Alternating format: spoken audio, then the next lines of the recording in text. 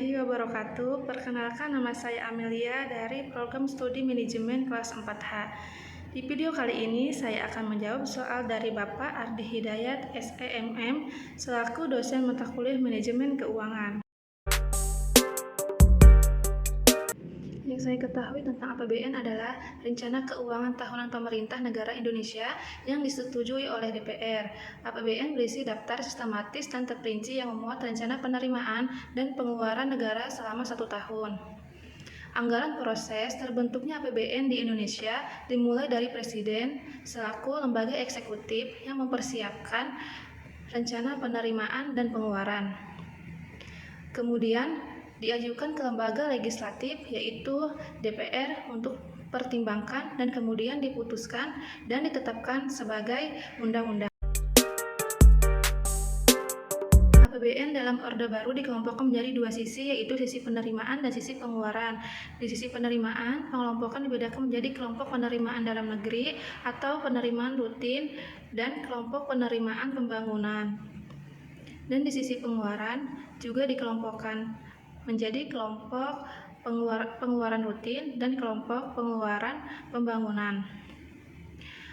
Pos-pos signifikan membedakan budaya dari sisi penerimaan masa Orde Baru berasal dari pajak langsung dan pajak tidak langsung dan juga penerimaan non-pajak. Sedangkan dari sisi otonomi daerah mencakup dari pos pendapatan dan pos hibah. Anggaran yang baik untuk negara Indonesia pada saat ini adalah surplus, karena surplus sangat dibutuhkan ketika perekonomian dalam fase resesi. Dalam keadaan tersebut, surplus akan membantu menciptakan lapangan pekerjaan dan peningkatan suatu barang atau jasa. Dalam melihat pengaruh pemungutan pajak terhadap produksi, dapat dilihat bagaimana pengaruh pajak tersebut pada kemampuan dan kemauan untuk bekerja dan mengadakan investasi. Oleh karena itu, permintaan dalam usahanya meningkatkan penerimaan rutin lewat perpajakan, jangan sampai mengurangi kemampuan dan kemauan masyarakat untuk bekerja maupun berinvestasi. Hal ini tergantung pada jenis pajak dan objek pajak yang bersangkutan. Keterkaitan antara alokasi anggaran pendapatan belanja negara dengan struktur perekonomian dan perubahannya memiliki hubungan yang sangat erat, di mana APBN menjadi pedoman pemerintah dalam melakukan pembangunan dalam sektor ekonomi. Selain itu juga bisa menentukan kebijakan makro dan mikroekonomi. Anggaran pembangunan diklasifikasikan menurut fungsi kegiatan sesuai dengan program-program yang diinginkan. Dalam melihat bagaimana dampak anggaran belanja pembangunan itu terhadap pertumbuhan ekonomi dan struktur perekonomian negara, maka kita dapat melihat pada alokasi sektoral dari anggaran belanja rutin, biasanya sama dengan pembagian sektoral dalam anggaran belanja pembangunan.